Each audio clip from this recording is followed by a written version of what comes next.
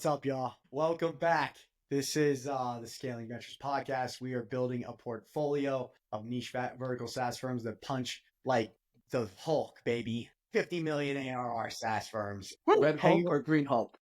Green Hulk, yeah. Red Hulk's a curveball. Yes, that's out there. Me and Kev, we're rocking same hat today. His is much newer. Mine is just crusty as hell. You're making me realize that I probably need to get a new one of these. Yours went through the fire. Mine is like all bleached out and gross. Anywho, the topic du jour is from support to revenue engine, the customer success maturity playbook. So pretty punchy title in terms of what we're talking about today. So the assumption is it's kind of like, okay, customer success, like, okay, like what is that? Why is it important? Like, how should we think about customer success as a function generally in a B2B SaaS context?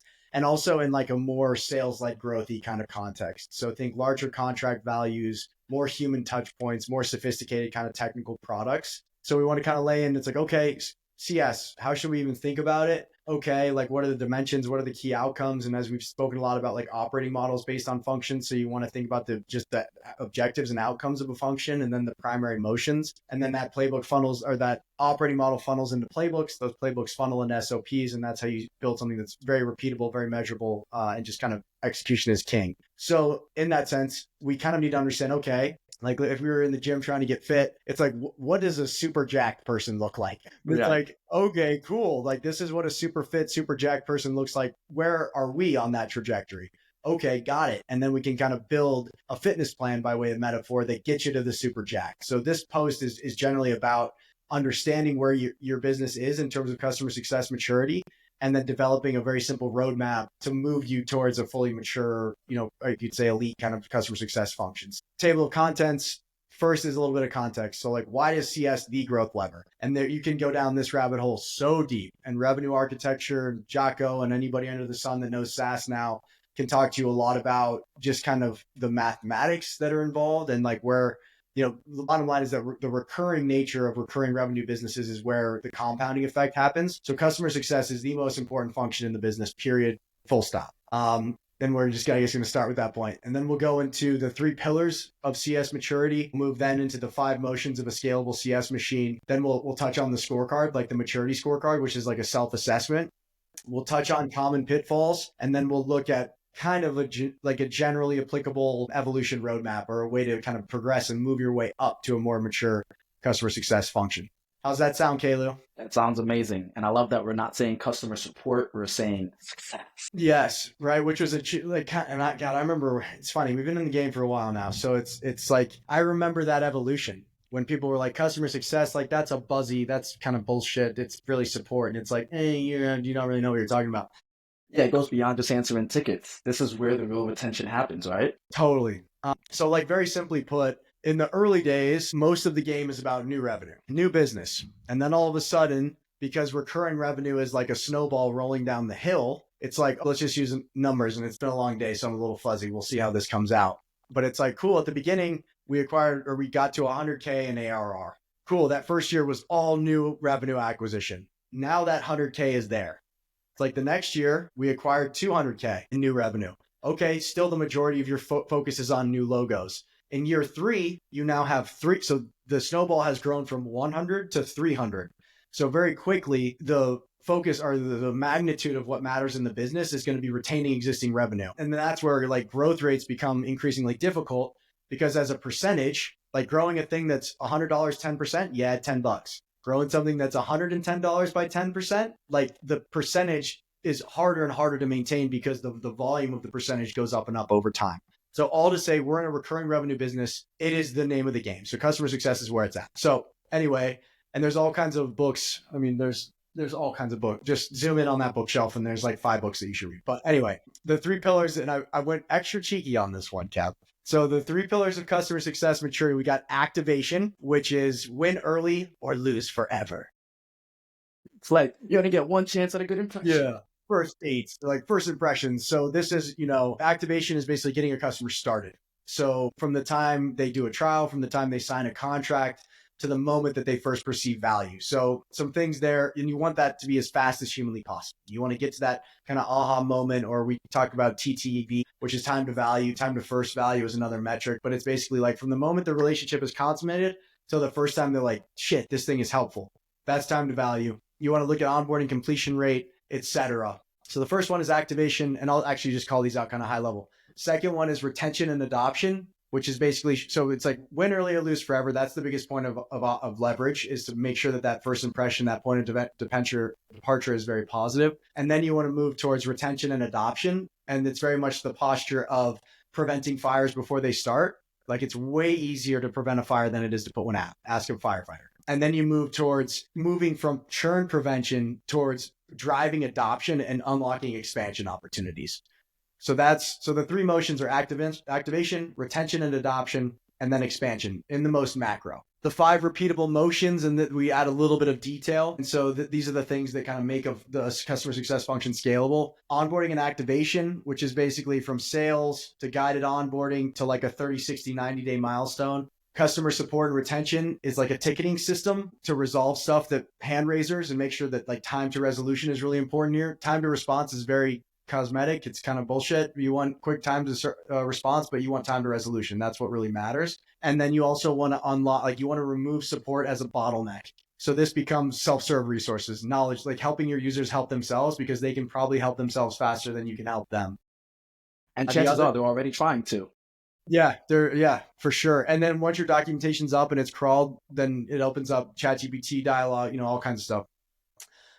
And then on to adoption and engagement. So here you start to think about health scores, proactive outreach, QBRs or quarterly business reviews, but it's some type of checkpoint or cadence with your customers to showcase like, hey, this is what usage looks like. Here are the measurable outcomes that the SaaS is providing. And you want to be careful not to make this like a, hey, how's everything? Can you buy some more stuff? Or you need to think very thoughtfully about how you organize these activities. Or these kind of repeatable motions, these key outcomes. The one catch-all, and we'll spend more time on pitfalls, is to connect support and expansion. And there you kind of end up with perverse incentives where it's like, I'll fix your thing if you look at buying this other thing. Yeah, you basically become a service company where you're consulting to have people pay to fix things. And or you fix things so they'll buy another product, right? So, you'll see support teams only service the accounts that they know have expansion potential. So yeah. Or sell you a support contract, so we only support you if you're actually paying extra. Yeah. So some different concepts mixed in there, but yeah. So just be thoughtful about how you organize these things, because you want to make sure that the incentives are aligned. And when it's like, I'll fix your thing if you buy more stuff, that's bad. So we got adoption and engagement where we just left off. So health scores, proactive outreach, QBRs, and then we move into expansion and upselling. So this depends on your context. You might only have one product, but if you have multi-product, then it's, or it could be one product that's based on user seats or something like that. So that would be considered upselling, where you're basically selling more of the same thing. Cross-selling is selling new stuff. So you want to start to get to that place. And then the last and most important is advocacy and feedback. So those are the 5 repeatable motions: onboarding and activation, customer support and retention, adoption and engagement, expansion and upselling, advocacy and feedback. And basically the first thing leads to the last thing, or the last thing is what you want. You want, really thoughtful feedback and acting on those feedback loops. And you want to have a bunch of people that love your brand and tell the world about it. And we're buzzing right through this. What am I missing, Kev? So I was going to say, when you look at this entire model we've gone through so far, starting with the first 3 pillars to the last point you brought up in the repeatable motions, it starts and ends with feedback, because getting them that time to value, that creates we say perception's reality. So it creates a valuable perception, a very positive reaction and perception that, hey, if they go to Capterra, G2, whomever they speak to you from a word of mouth perspective, it's hey, I saw this product, I got in touch with them, and I got implemented quick, and I was able to reach what I was trying to do or accomplish what I was trying to do almost instantaneously. You start like that. Once you get into the repeatable motions, it's just continuing to capture that great feedback by understanding, hey, what are your friction points? And just reminding them that we're here to solve that for you. It's starting and ending with feedback. So just wanted to call that out, from time to value to advocacy. Yeah, when we get to like the pitfalls, or like kind of the evolution roadmap, that you start to get very intentional with the feedback loops, and just super clear on like their internal kind of cross-functional feedback loops. The usual suspect is onboarding and sales. We just concluded onboarding with this customer. Snap that feedback loop together with sales, where it's like, hey, you missed setting expectations around this. They thought we could do this, and to tune the sales process. And also like, hey, we didn't like this. Is it a good ICP fit? Like, we can't do this for them. So we need to think about accounts that are more like this, because we can totally rip it with those accounts. So those are kind of cross-functional feedback loops. And then you have feedback loops with the customer, of course, but you want to be very intentional with the design there. All right, so let's bounce over. I'm going to share my screen. So here's But just to put this in context, right? So it's like, why the hell does CS matter and why should it basically be my number one priority? What are the 3 pillars, like the most important kind of outcomes or objectives? What are the 5 motions that map to those outcomes or objectives? And where the hell do I stand today? Which is where we're at. So here's an example maturity scorecard. And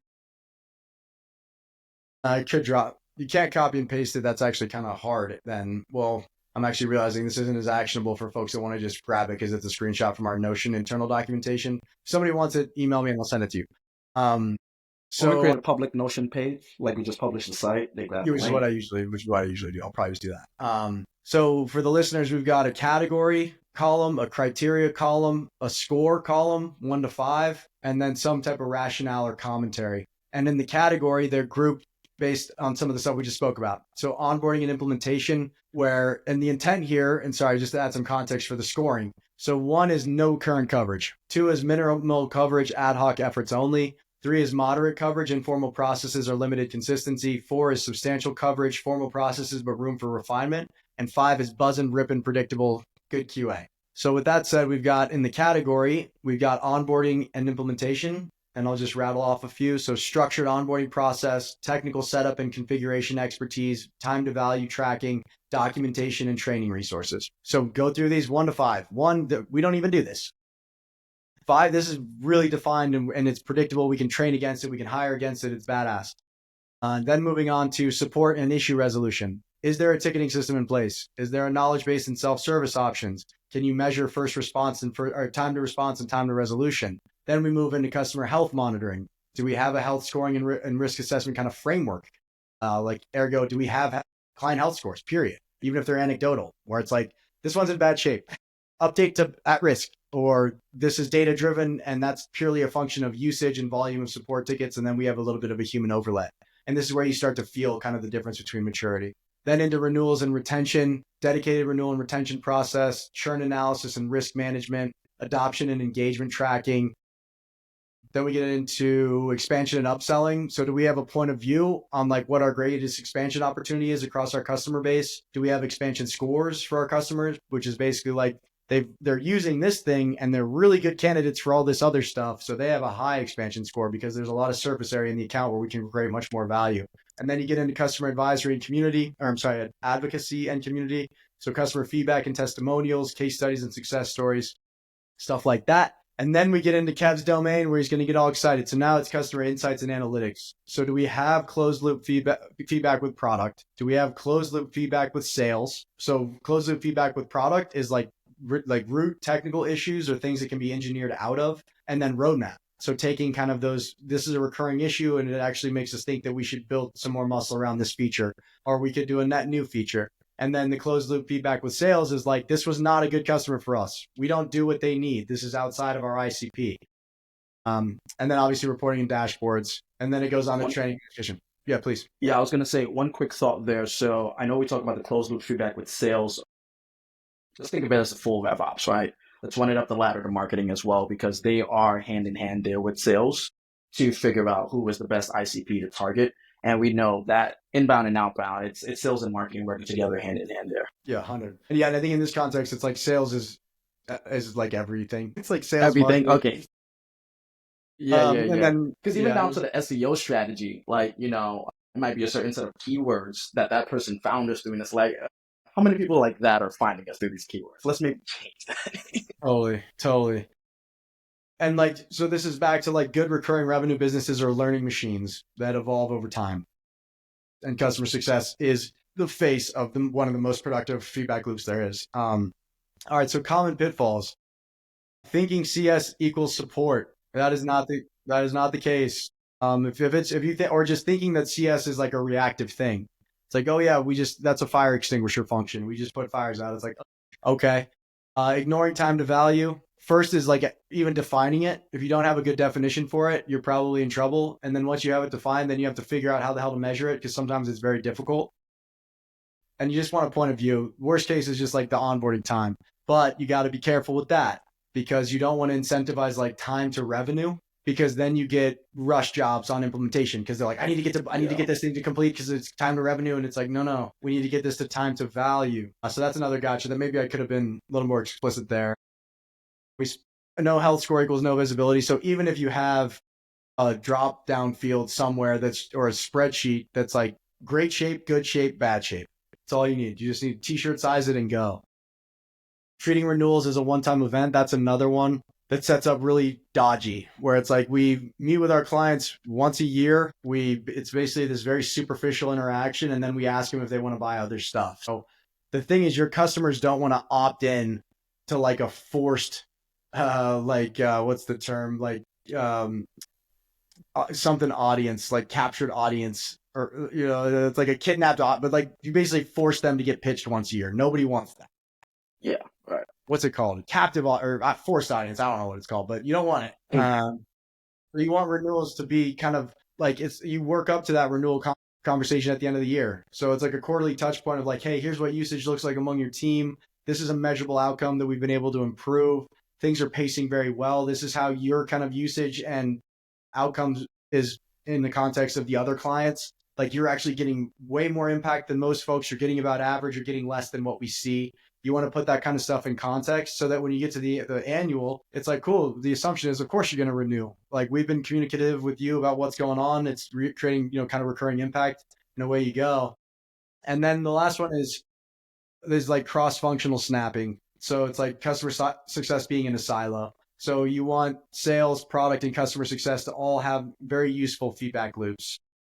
The current one, like with sales, it's expansion opportunities. With product, it's feature gaps, adoption blockers, stuff like that. So those are the big like I don't really think that's missing much. Some could be a little more detailed, but those are the big gotchas. Yeah, I think on the ignoring time to value, we touched on this a little bit before, but as long as you all make sure you have a survey at the end of onboarding, that's going to start to call out, hey, are we incentivizing the wrong activities here? Are we actually focused on getting people to the true value point?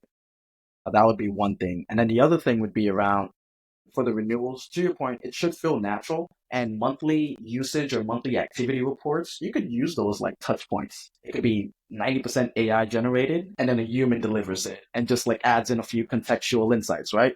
But those monthly touch points, I've seen many other companies do it. The renewal starts to come around and it's like, oh, yeah, that is coming up. Yeah, I don't see why we wouldn't sign. It's you already, you've built that relationship, that rapport, and you feel like you're just talking to a colleague at this point. So renewing just feels like, yeah, we want to stay. That it's natural. And it's back to like, if the only time you talk to customers is a month before they renew, you gotta chickadee check yourself. Well, you wreck yourself. Check yourself. All right. So how to evolve your CS team in 3X stages. And this is super general. But the first thing, like first impressions, and you're seeing so much of the SaaS world, mostly on consumer. But I remember when Superhuman was like, we're going to hand onboard all of our customers. And so they were doing, and which is basically an inbox supercharger. And they literally onboarded personally every single one of their users. And because the feedback loop was incredible, right? It's like, oh shit, you're confused because over here, okay, that doesn't make sense. So you're getting a real-time feedback loop with users about the onboarding experience. And then you can ensure, like it's without question your biggest point of leverage. So it's like, I'm going to make sure that you get set up well at the beginning. I'm going to give you some general training on what this stuff looks like. And this is back to like, it's easier to prevent fires than put them out. And it's like, so the chances that you get hung up or you have any more issues or stuff like that go way, way down. So the first priority is that activation thing, getting folks onboarded, oriented to the tool, and kind of influencing that point of departure. That's definitely the biggest point of leverage. But in our context, it's very sales-led growth. So make sure that you have dedicated accountability, and then this depends on your human footprint. But when we say hire, it's basically like just put a circle around it, make it someone accountable to it. So that might not mean a net new human, but hire an implementation specialist, and they are the one that just goes super hard at making sure that that process is smooth as hell. So you're going hard at time to value and improving initial engagement. Phase 2 is, so like the first quarter is that. Get an implementation specialist in, buzzing and fine-tuning that process. Phase 2 is like the next 2 quarters. And this is where you transition to proactive retention and starting to scale self-service. So here you'll hire a customer success generalist, or you can kind of determine these responsibilities and make somebody accountable for them. You want to establish a ticketing system if that doesn't exist. You want to establish baseline client health scores, and then begin building self-service resources. And you probably want to do that in that order. So the ticketing system helps you identify patterns. in terms of where there's the most issue with product, which customers are having the most problems. And then both of those observations foot right into the self-service stuff. So it's like, we need to build knowledge around this because everybody's getting hung up here. And we need, that's probably that. And then this is where you would layer in the closed loop feedback mechanism. So the first one is onboarding back to product or onboarding back to sales. So onboarding to product is like, yo, this thing is super weird and it's confusing everybody. Onboarding, we need to fix it, or you, customer success person, needs to build some knowledge management around it. The other is back to sales. Yo, dude, this isn't or gal, this isn't our ICP. You sold a bad customer. This revenue is bad revenue. It's bad for business. Yes, it's revenue, but it's bad. Like, this is net bad. We need to move away from that. Stuff here you're looking at is net revenue retention, churn risk, and customer satisfaction. Yeah. Thought before we move away from closed loop feedback mechanisms, this isn't mentioned enough, but even on your self-serve resources, once you put your knowledge base out there, put a feedback loop on all of your articles. Is this article helpful or not helpful? You want closed loop feedback loops on every touch point of your clients. 100%. And then, but basically you need something to measure for that other stuff to be helpful. And that ticketing system is where it starts to make sense. Yes. Then phase 3 is, I don't know what we're at, quarter 4 to through year 2, which is now you start to pivot towards expansion and revenue growth, where customer success becomes the driver of the business. So you hire an account manager, they're monitoring and proactively driving adoption. They're doing kind of quarterly checkpoints that are very value added. You want to establish a renewal touch point or cadence, as I just mentioned. And then by default or as an extension of that activity, they're uncovering expansion opportunities, which when you'll know you're doing this right when those expansion opportunities are organic. And it's like, yo, I was on your website before we hung out. I didn't realize you all do this. Yeah, like, love that. You're like, dude, we got to add that pronto. And it's like, yeah, great. So we don't need expansion campaigns. And you can get clever here too with programmatic stuff, which we've touched on in the past, which is like, if we see user do X in the product, they are a candidate for Y. And you just let them tell you. And then you hit them with a thing that's like, hey, I noticed you use this. Everyone that does this uses this as well. And it's better for everyone. And they're like, cool, sign me up. Or cool, send me a proposal or whatever. And the ease at which expansion happens is a function of everything, pre-stream that's feeding into that. So that's always a good proxy. If expansion is just happening, it's because everything else is good. And then it's like, okay, cool. If we point some intentional energy at this, you should expect it to really pop off. One quick point to add on the product-led growth side for a slight shift. If, let's say, as an account manager, you have enough opportunities where you've hit the mark positively on the head. Hey, I've seen you've used this, or I've seen other customers hit X. I think product Y is a perfect expansion opportunity for you. And they buy every time. You can now entirely build that logic and that chat flow into the chatbot that was already supporting that same person, because it's just monitoring their user data on the back end for usage. So that'd be a perfect Gen AI model to then relieve or multiply that manager.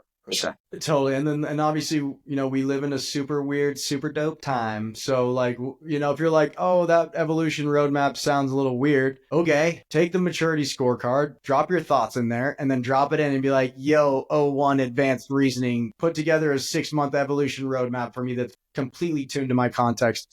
And it'll probably be 80% right, or maybe it's 60% right, but whatever. It's a jumpstart and go. And there's probably going to be some super actionable stuff that are quick wins that you can execute out of the gate. Yep.